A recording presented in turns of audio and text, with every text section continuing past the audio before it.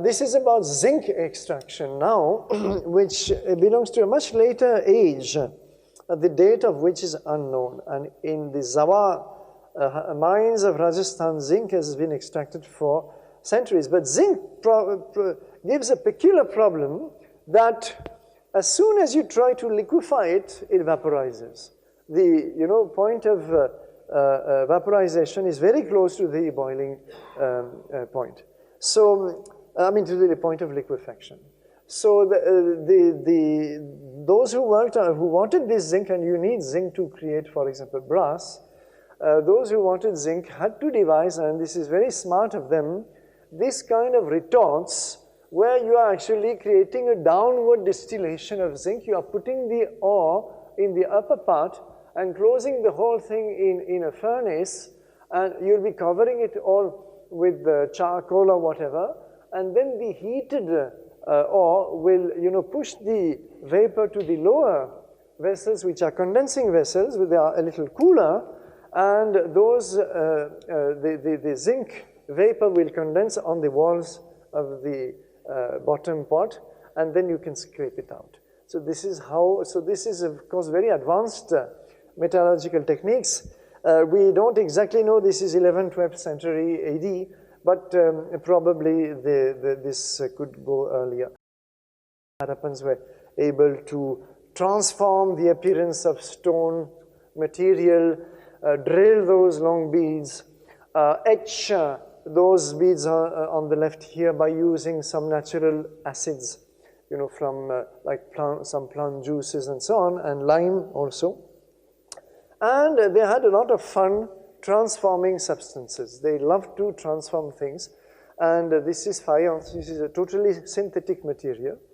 It's not naturally occurring, where they would take various stones, powder them, mix them together, and then reheat the whole thing until it fuses together, and then work it. So they were very good at this kind of arts and crafts. Then glass now appears, but possibly 1200, 1400 BC, we're not very sure. This is from Kopia, a site excavated in UP by, in fact, a young archaeologist, Alok Kanungo, who is now with the IIT Gandhinagar, and he's documented quite in depth the whole industry and its evolution. But this is something which is also reflected in the old literature, where you find, for example, lists and lists of various semi-precious or precious stones. This, for example, the Navaratna, you might have seen, many Indians having those square rings with 9 little stones. So these are the Navaratnas. But there are other lists. So, I mean, Indians knew how to exploit all this.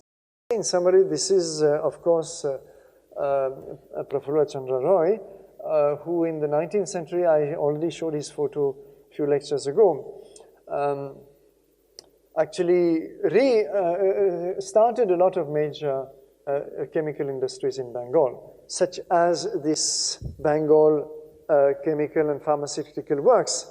But in addition, because he had been challenged by French chemists, Berthelot, if I'm not mistaken, that India had no chemistry, so he took up in right earnest the history of what he called Hindu chemistry, and published this big volume, which is actually 2 volumes, which are basically compilation of Sanskrit texts on ancient practices. Now, I'm going to skip that because there's a whole philosophical, esoteric symbolism behind the principles of Indian alchemy, like all alchemies of the ancient world. China had alchemy, Arabia had alchemy, Middle Age Europe had alchemy. And people they did not, of course, understand the fundamentals of chemistry. So they looked at these bodies and they wanted to see whether one could be transformed into another, or what happened. It was all basically empirical, but there was a philosophical system behind, where here, for example, mercury is identified with Shiva, sulfur with Shakti, and in fact, all the texts of alchemy are a dialogue between Shiva and Parvati, all the texts, Sanskrit texts that we have. So I'm just going to show you here how chemistry or alchemy was intimately connected with medicine. Also with metallurgy, there are texts of alchemy purely suited to the needs of metallurgy, how to work with metals and possibly how to transform base metals into gold. But some texts make it clear that it looks like gold. They seem to be aware that it is not exactly gold, but they were apparently able to change the hue by very complex operations which we don't really understand. And this, for example, are the 18 operations. You can just scan through this. For transforming mercury, starting from mercury, the texts tell you how to make it assimilable to the human body. And this is something which is still used by some Ayurvedic practitioners, or in South India, Siddha practitioners. And they are semi-secret practices. And normally mercury is a poison, as you know.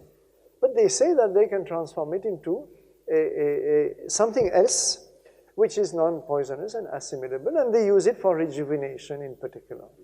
So, well, there's a whole tradition behind that, and these are the last 9 steps. But the thing is that these Sanskrit words, the translation here is totally approximate. They don't explain what these processes really, what they are exactly doing. It is scattered through the text. Sometimes they will say, you take this plant and you macerate, the body you are working with, the compound you are working with, you macerate it in this plant, and then you add this salt and you heat it. But then they also say that these practices are secret. The texts make it very clear that these practices are secret, and the disciple is not supposed to, transmit his knowledge except to a further disciple. So we don't have, except that we do know all the apparatus, we don't have any modern scientific study of Indian alchemy. An assessment. What could these practices have been? Can we replicate them? What exactly happens? What were they really doing? We don't have any.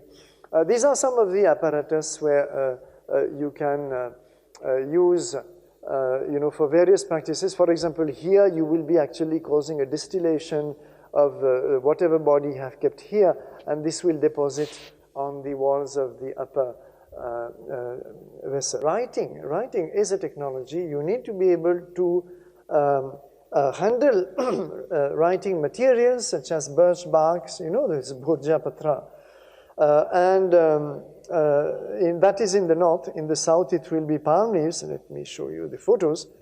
So here you have the birch bark and those palm leaves, which actually are suited to the respective scripts. Devanagari is highly geometrical with square angles. If you tried to write Devanagari here, what will happen is that you will be actually cutting holes out of the, because it is, you can only use it for round, more, roundish kind of letters, which is what happens in South India. So the treatment, not only the preparation, but the treatment, preservation from insects. There are actually books, ancient texts on how from fungi. They have all kinds of herbal treatments in particular. Typically, what was it? In Saraswati Mahal, they were using some lemongrass. Lemongrass juice is an excellent preservative, for example, but there are many others. And then how to write. So ink was prepared from various material, typically soot collected from oil lamps. In the south, you don't really need much. You need, because you are actually etching, cutting the palm leaf, you are breaking the superficial skin of it, and then what you have to do is simply apply some dye, any dye, and it will be just retained, and then wash it off immediately, and it will be retained wherever you have written. But paper industry develops, which perhaps comes to India from China in the 12th century, perhaps, or else it is indigenous, we don't know. The first manuscript is datable to 1105, and it was made of fibers of a particular plant.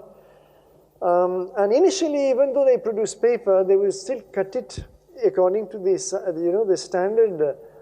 They should resemble manuscripts, so they used to cut it as per the format of the older manuscripts. So we have testimonies from British travelers like this one visiting Surat in the 17th century and talking about industrial production. 3-meter long sheets, 1 foot wide, which were, he says, smooth, slick, and shining. And these were exported, you know, all the way to Persia. Then again, 19th century, the whole industry declined after the industrial paper mills were produced. So this is one of an example of Rig Veda manuscript written on Indian paper in the 19th century.